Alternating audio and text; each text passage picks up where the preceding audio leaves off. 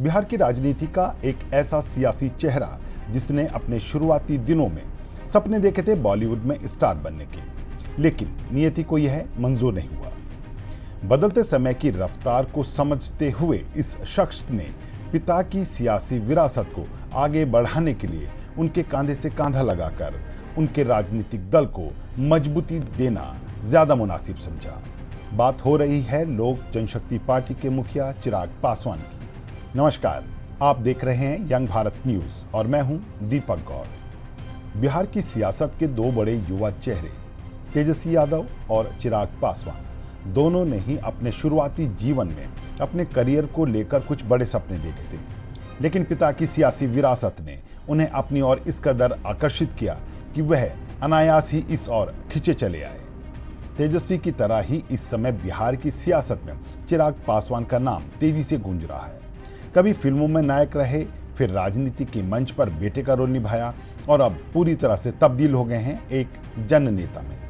लेकिन इस बार कोई किरदार नहीं निभा रहे हैं, बल्कि बिहार में अपने पिता की विरासत को आगे बढ़ाने में जुटे हैं। चिराग पासवान के छोटे से सियासी सफरनामे की बात करें तो वह कांटों भरे ताज से कम नहीं रहा है। चिराग पासवान का जन्म 31 अक्टूबर 1982 को हुआ। पिता थे दलित राजनीति के पुरोधा रामविलास पासवान। युवा हो चुके चिराग ने अपनी पढ़ाई बीच में छोड़ी और रुख किया ग्लैमर की दुनिया की ओर। साल था 2011 जब चिराग पासवान ने बॉलीवुड में डेब्यू किया। फिल्म थी मिले ना मिले हम, लेकिन ना फिल्म चली ना करियर। चिराग ने खुद स्वीकार किया कि ये उनकी गलती थी, लेकिन चिराग ने मानो समय रहते वक्त को पढ़ना भी अपने पिता से विरासत में पाया था। उन्होंने बॉलीवुड की गलियां छोड़ अपने बिहार की गलियों में अपने लोगों के मुद्दों को लेकर लड़ना अपना लक्ष्य बनाया। वर्ष 2012 में उनकी राजनीति में एंट्री हुई और वर्ष 2014 में वो जमुई से सांसद बने। उस दौरान पिता ने ऐलान कर दिया, अब मेरी विरासत चिराग के कंधों पर है। हालांकि चिराग राजनीति में नए थे, लेकिन पिता की तरह ही रणनीति बनाने में माहिर। चिराग को पहली बड़ी पहचान मिली वर्ष 2014 के लोकसभा चुनाव में, जब एनडीए गठबंधन में उनकी पार्टी 6 सीटों पर जीती। खास बात यह रही कि चिराग ने पार्टी का घोषणा पत्र खुद लिखा था। इसके बाद उनकी गिनती बिहार के युवा चेहरे के रूप में स्थापित हो गई। वर्ष 2019 के लोकसभा चुनाव में चिराग पासवान एक बार फिर से जमुई से सांसद बने। रामविलास पासवान राज्यसभा चले गए और पार्टी की कमान पूरी तरह चिराग के हाथों में आ गई। हालांकि कुछ समय बाद ही पार्टी और चिराग पासवान को एक बड़ा झटका लगा। वर्ष 2020 में रामविलास पासवान का निधन हो गया। ऐसे में उन्हें पार्टी तो विरासत में मिली, लेकिन साथ ही मिला बड़ा राजनीतिक संघर्ष भी। चाचा पशुपति कुमार पारस ने बगावत कर दी। एलजेपी टूट गई, चिराग अकेले रह गए, पर वह टूटे नहीं। काफी हो हंगामे के बाद जहां लोक जनशक्ति पार्टी रामविलास चिराग के पास रही, वहीं बदले सियासी समीकरणों के बीच दूसरी तरफ पारस को केंद्रीय मंत्री का पद मिल गया। इस बीच बिहार के युवा नेता के तौर पर खुद को स्थापित कर चुके चिराग ने एक अभियान चलाया, बिहारी हूं, गर्व है। इसके जरिए उन्होंने युवाओं से संवाद स्थापित करना शुरू किया। हालांकि इस दौरान वह नीतीश कुमार के सबसे मुखर विरोधी बनकर उभरने लगे। चिराग पासवान ने 2020 के बिहार विधानसभा चुनाव में लोक जनशक्ति पार्टी को नीतीश मुक्त बिहार के नारे के साथ मैदान में उतारा। उन्होंने एनडीए गठबंधन से अलग होकर 137 सीटों पर अपने उम्मीदवार उतारे, लेकिन जीत सिर्फ बेगूसराय के मटिहानी की एकमात्र सीट पर मिली। हालांकि उन्होंने कई सीटों पर जदयू को नुकसान जरूर पहुंचाया। आंकड़ों से सामने आया कि कई सीटों पर चिराग की पार्टी ने जेडीयू के जमकर वोट काटे। ऐसे में वो चिराग पासवान ही थे जिन्होंने बिहार में नीतीश कुमार को बड़े भाई के बजाय छोटे भाई की भूमिका में ला दिया था। असल में चिराग की रणनीति के चलते नीतीश कुमार की सीटें घटी और भाजपा को ज्यादा ताकत मिली। वर्ष 2024 में चिराग पासवान फिर से एनडीए का हिस्सा बनकर सियासी समर में उतरे और इस बार हाजीपुर संसदीय क्षेत्र से जीत दर्ज की। वे एनडीए के युवा चेहरे के रूप में उभरे और मंत्री पद के दावेदार माने गए। हालांकि बाद में वो मंत्री बने भी। बहरहाल अब चिराग राजनीति में परिपक्व होते जा रहे थे। समय के साथ उनके बयान और उनकी रणनीतियां भी बदलने लगी थी। इसकी बानगी इन दिनों दिख भी रही है। असल में एनडीए गठबंधन के साथ रहते हुए चिराग इन दिनों आगामी विधानसभा चुनावों को लेकर अपना जो दावा ठोक रहे हैं उसे दबाव की राजनीति माना जा रहा है।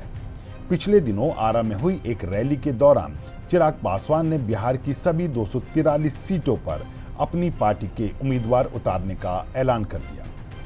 हालांकि एनडीए में रहते हुए उनका ऐसा बयान कुछ चौंकाने वाला जरूर रहा, लेकिन उन्होंने पिछले कुछ समय में लगातार अपने इस दावे पर टिके रहने की बात कहना शुरू कर दिया है। यहां तक कि भाजपा के गढ़ में हुई उनकी सियासी रैलियों में भी उन्होंने सभी सीटों पर अपने उम्मीदवार उतारने की बात जोरदार तरीके से कही है। ऐसे में अब सवाल उठ रहे हैं कि क्या ये चिराग पासवान की एनडीए में रहते हुए ज्यादा सीटों की दावेदारी पाने के लिए दबाव की रणनीति है या वह कोई और प्लान बनाकर बैठे हैं। राजनीतिक विश्लेषक मानते हैं कि Chirag Paswan one man show हैं, लेकिन दलित समीकरण को साध सकते हैं। 2020 में उन्होंने एनडीए को नुकसान भी पहुंचाया था। उनके चलते ही नीतीश कुमार की जेडीयू कई सीटों पर हारी थी। तो सवाल अभी भी बरकरार है कि क्या चिराग का 243 सीटों पर लड़ने का ऐलान करना केवल एक चाल है या किसी बड़े समीकरण की तैयारी। और सबसे अहम, क्या वो बिहार की सियासत में नीतीश तेजस्वी के मुकाबले कोई वैकल्पिक चेहरा बन सकते हैं। इस मुद्दे पर बात करने के लिए हमारे साथ हैं हमारे कंसल्टिंग एडिटर प्रमोद मुकेश जी। प्रमोद जी, आखिर चिराग पासवान चाहते क्या हैं? एनडीए में रहते हुए 243 सीटों पर चुनाव लड़ने का ऐलान।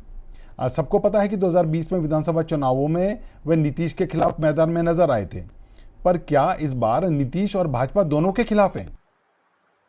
हाँ, नमस्कार दीपक जी। चिराग के मन में क्या है और चिराग क्या चाहते हैं, ये तो उनके मन में है, लेकिन उनके इस बयान से और बार बार ये कहने से कि मैं 243 सीटों पे लड़ूंगा, बिहार के लिए लड़ूंगा, मैं खुद लड़ूंगा, ये बड़ा कंफ्यूजन एनडीए में भी है और उनकी पार्टी में, उनके कार्यकर्ताओं में भी है। 2020 में जब उन्होंने ये मंशा जाहिर की कि हम बिहार में एक इम्पोर्टेंट फैक्टर साबित होंगे, और उस समय उनको उस तरह से राजनीतिक सफलता मिली नहीं। 137 सीटों में उन्होंने चुनाव लड़ा और एक जगह सफलता मिली, और वो भी वो पार्टी बाद में जो जदयू में शामिल हो गया। तो चिराग ये सवाल बार बार, फर्स्ट बिहारी, बिहारी फर्स्ट, हम बिहार के लिए, लेकिन उनको भी मालूम है, क्योंकि उनकी पार्टी की ऐसी हैसियत नहीं अभी हुई है कि वो एनडीए में रह के और एनडीए का ही विरोध करे। अगर एनडीए में थे तो 2024 के लोकसभा इलेक्शन में उन्होंने 100% उनको सफलता मिली, 5 सीट पे लड़े और 5 पे जीते। लेकिन एनडीए में नहीं रह के और जदयू का विरोध करके 2020 में उन्होंने इसका रिजल्ट देखा। इसलिए ये बड़ा सवाल है। वो तो निश्चित रूप से उनकी महत्वाकांक्षा है, युवा हैं, राजनीतिक विरासत में रामविलास पासवान जी की जो पार्टी है उसको लीड कर रहे हैं, संभावनाशील हैं और बहुत ही प्रखर रूप से अपनी बात को, मुद्दे को उठाते हैं। बड़ा वो जो इशू जो वर्तमान में बिहार की सरकार है उसको चुभती है, जैसे कभी कभी लॉ एंड ऑर्डर पे सवाल उठा देते हैं, अभी फिर डोमिसाइल नीति को लेके वो मुखर हो जाते हैं। तो इस सवाल को लेके वो जरूर नीतीश पे सवाल कर देते हैं, लेकिन कुछ दिन बाद फिर वो बोलते हैं कि नीतीश के नेतृत्व में ही एनडीए का चुनाव होगा, वो हमारे लीडर हैं। कभी मांझी पे उनका निशाना रहता है। जो भी घटक दल हैं उनके साथ होते हुए भी उनके साथ न होने का जो ये मंच से वो हर, कभी आरा की रैली में, कभी कल छपरा की रैली में उन्होंने यही संकेत दिया कि हम 243 पे, तो ये कंफ्यूजन तो होगा ही। तो क्या ये सिर्फ प्रेशर पॉलिटिक्स है या उनके ये जो बयान है ये किसी बड़े समीकरण के संकेत भी दे रहे हैं? अभी तो फिलहाल जो लगता है कि ये सारा चीज प्रेशर पॉलिटिक्स है। ऐसी स्थिति में नहीं हो कि वो बीजेपी को और एनडीए को डिक्टेट करें। ये अगर खुद वो 2020 वाले मुद्रा में, शहीदी मुद्रा में आ जाए कि हमें तो लड़ना है 243 सीट पे, तो अलग बात है, लेकिन ये निश्चित रूप से प्रेशर पॉलिटिक्स है। घटक में रह के भी मैक्सिमम सीटों को वो चाहते हैं कि मेरे हिस्से मिले। 50 की बात करेंगे, कभी 40 की बात करेंगे, हो सकता है कि वो 25-30 सीट मिल जाए। तो ये सारा चीज मुझे लगता है कि वो प्रेशर पॉलिटिक्स है। बड़ा बड़ा जी कोई खेल अभी ऐसी स्थिति नहीं है कि वो खेल पाए। जी जी, क्योंकि एक तरफ तो वो पीएम मोदी की प्रशंसा करते हैं, खुद को उनका अपना मतलब खुद को उनका हनुमान बताते हैं, और अगले ही दिन बिहार में लॉ एंड ऑर्डर को लेकर वो अपनी सरकार को घेर देते हैं। हाँ, यही यही तो द्वंद्व है, यही द्वंद्व है। 2020 के इलेक्शन में भी वो अपने को स्वयंभू खुद का नरेंद्र मोदी का हनुमान करते थे।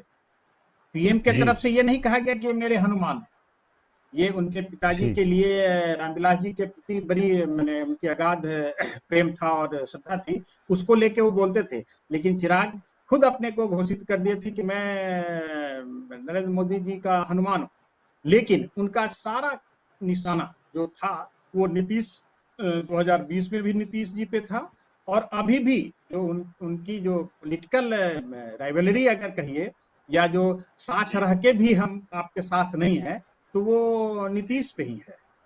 क्योंकि जी सिवान में एक सभा थी मोदी जी की, और ऐसा लगा कि वहां पे जो बाद में पता चला कि नीतीश जी ने शायद उस मंच पे चिराग से पूछा कि क्या आप सीरियसली बिहार में इलेक्शन लड़ना चाहते हैं। तो क्योंकि ये सवाल वो जब छपरा की रैली में उन्होंने इशारा में कहा, नाम किसी का नहीं लिया, लेकिन उन्होंने कहा कि कुछ जी लोग चाहते हैं कि मैं बिहार में राजनीति ना करूं, मैं बिहार से न लड़ूं, लेकिन मैं बिहार के लिए लड़ूंगा, बिहार जी में लड़ूंगा। तो ये माने स्पष्ट भी नहीं है और अस्पष्ट भी है। आप कहना भी चाहते हैं सीधे नाम नहीं लेके, लेकिन ये पूरा का पूरा खेल नीतीश पे अटैक रहता है।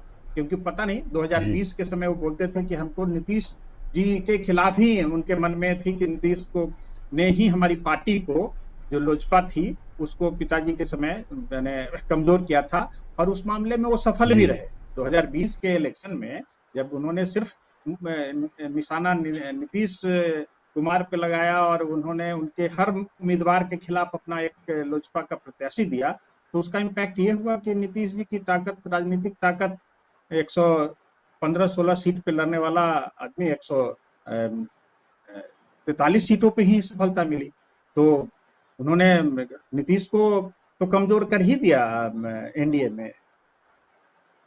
जी जी, तो मेरा मेरा मेरा सवाल यही है कि कहीं भाजपा और चिराग मिलकर तो कोई सियासी खिचड़ी नहीं पका रहे हैं, क्योंकि नीतीश का विरोध तो वो लगातार करते ही आ रहे हैं।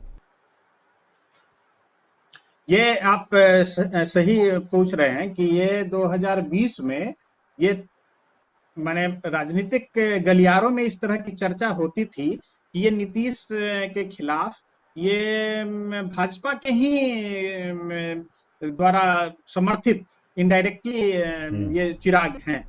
लेकिन अभी जी जो जी वर्तमान में स्थिति 2025 की है, वो 2024 के लोकसभा इलेक्शन में चेंज हो गया है। भाजपा भी अब इतनी जी ताकतवर नहीं है कि वो नीतीश को नाराज जी कर सके। क्योंकि लोकसभा जी में बिहार से 12 अगर बीजेपी के सांसद हैं, तो ठीक भी 12 सांसद जदयू के भी हैं, और जी अकेले दम पे बीजेपी की सरकार नहीं है, सहयोगियों के साथ नरेंद्र मोदी की सरकार है। तो ऐसी खिचड़ी जी ओपनली पके और भाजपा और चिराग मिलके नीतीश के लिए ऐसी कोई करें, ये मुझे नहीं लगता है कि ऐसी कोई योजना बीजेपी के की ओर से बड़े कोई गेम प्लान है। जी, नहीं, क्योंकि क्योंकि ये बात फिर उससे आई थी कि अभी पिछले दिनों भाजपा के गढ़ में जाके भी चिराग ने खूब हो हल्ला करते हुए अपने जो दावे किए, उसमें बोला कि हम 243 सीटों पे लड़ेंगे। उस दौरान कई बड़े नेता भी वहाँ उनके साथ मौजूद थे और भाजपा के नेता बाहर केवल देखते रह गए। ये सही सही आपने कहा। आरा की सभा में, आरा वाला जो जी इलाका है भोजपुर का शाहबाद वाला, जी जी भाजपा का जी पहले, इस बार अभी सांसद नहीं है, लेकिन इसके पहले सांसद जी बीजेपी के ही थे। फिर नीतीश के जी घर में राजगीर के सम्मेलन में भी उन्होंने ये नारा बिहारी फर्स्ट और 243 और हमको कोई रोकना चाहता है।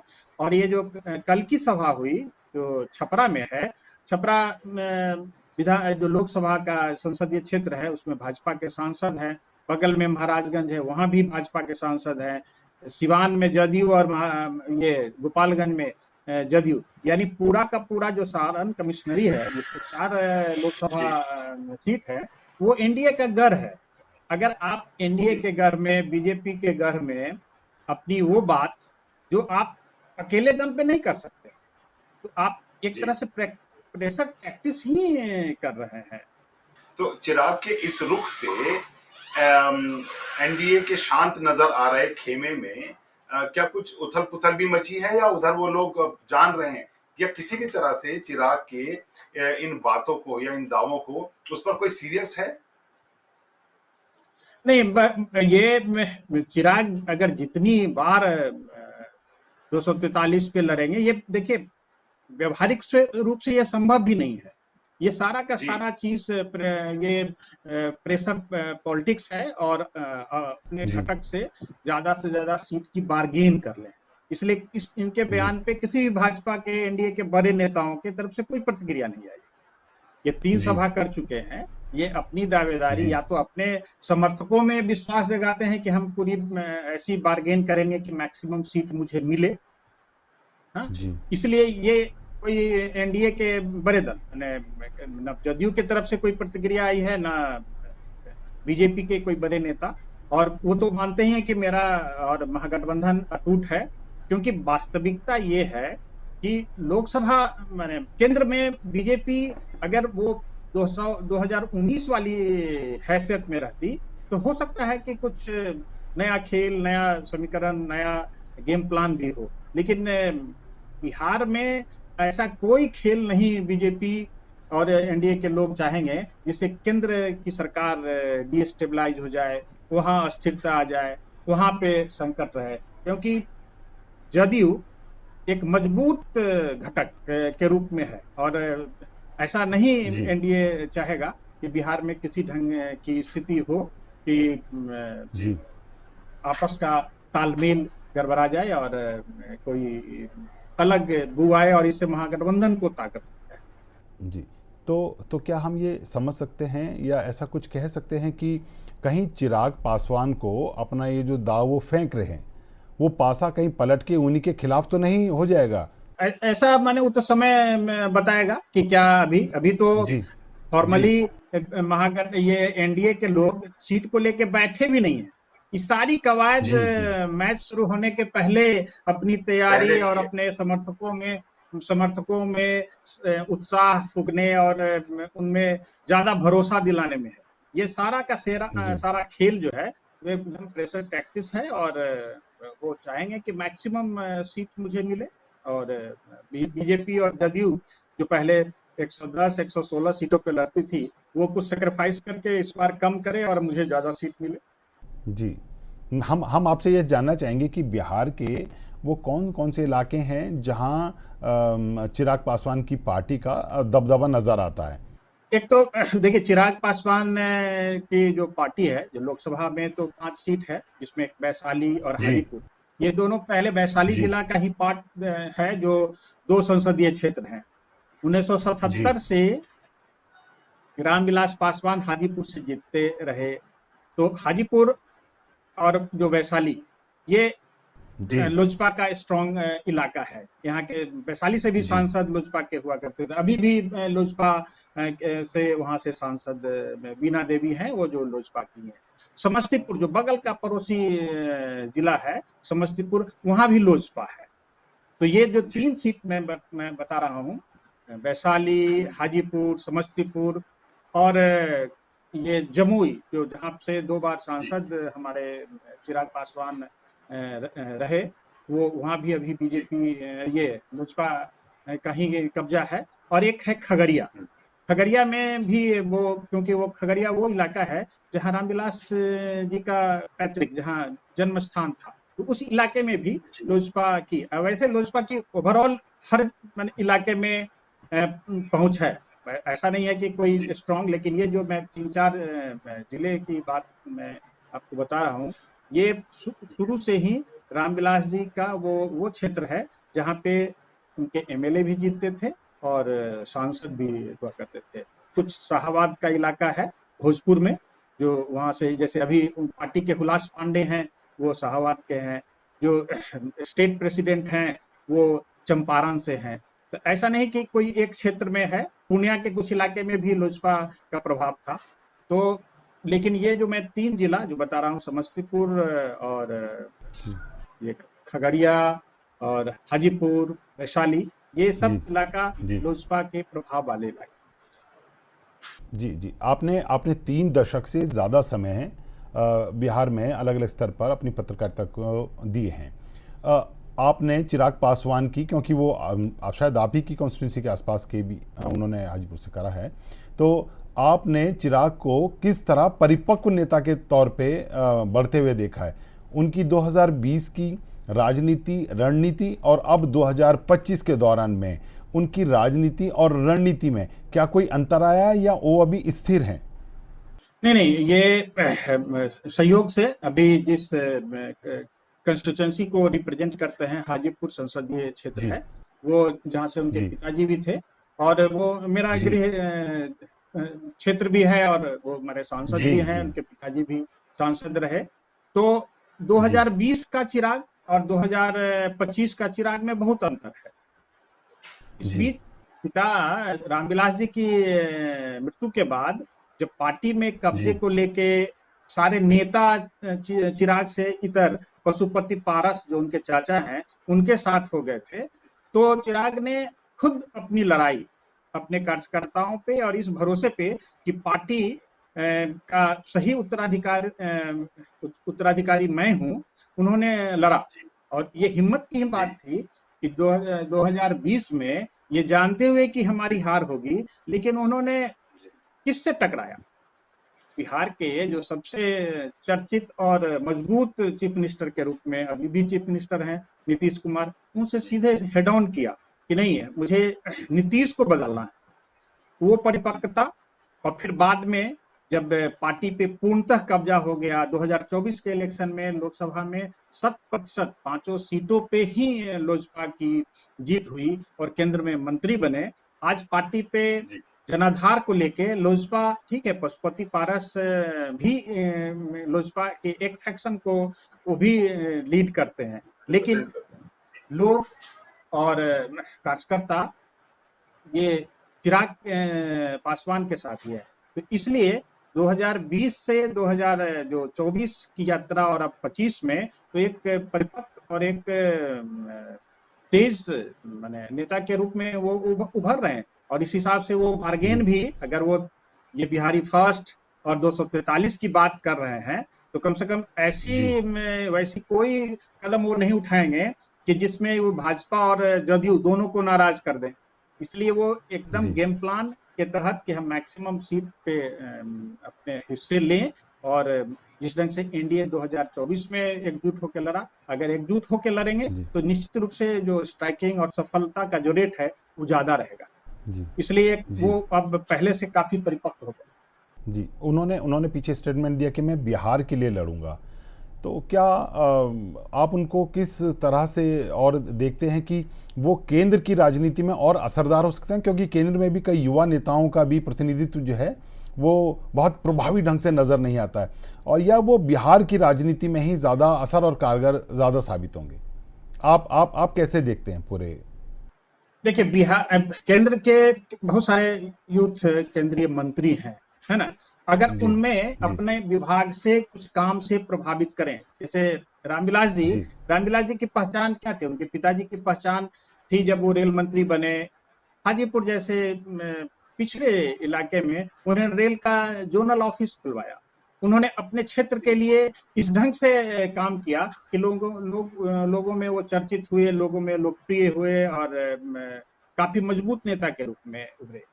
चिराग पासवान, ठीक है, अभी उम्र है उनकी, वो चाहते हैं कि बिहार की राजनीति में जो वैक्यूम अगर खाली होगा लालू जी, नीतीश जी और पासवान जी के बाद का, तो उस पीढ़ी में इनका स्थान है। लेकिन पार्टी पार्टी के रूप में तो लोजपा इतनी बड़ी पार्टी बीजेपी और जदयू की और राजद की तरह है नहीं कि उसके लेकिन वो अपना भविष्य जरूर देख रहे हैं और अगर संघर्ष करेंगे तो अपना स्थान बनाएंगे। इसलिए वो चाहते हैं कि बिहार की राजनीति में मेरा स्पेस है और जो जी यंग लीडर है अगर उनकी जी लड़ाई तेजस्वी से होगी हेड ऑन, अगर महागठबंधन, क्या बीजेपी इनको अपने लीडरशिप से हटा के क्या चिराग को नेतृत्व दे सकती है, जो अभी तत्काल अभी की परिस्थिति में लगता नहीं है। जी लेकिन अगर ये चाहते हैं कि बिहार की बात करें, बिहारी फर्स्ट की बात करें, हम बिहार के मुद्दे को उठाएं मुखर तरीके से, और बिहार में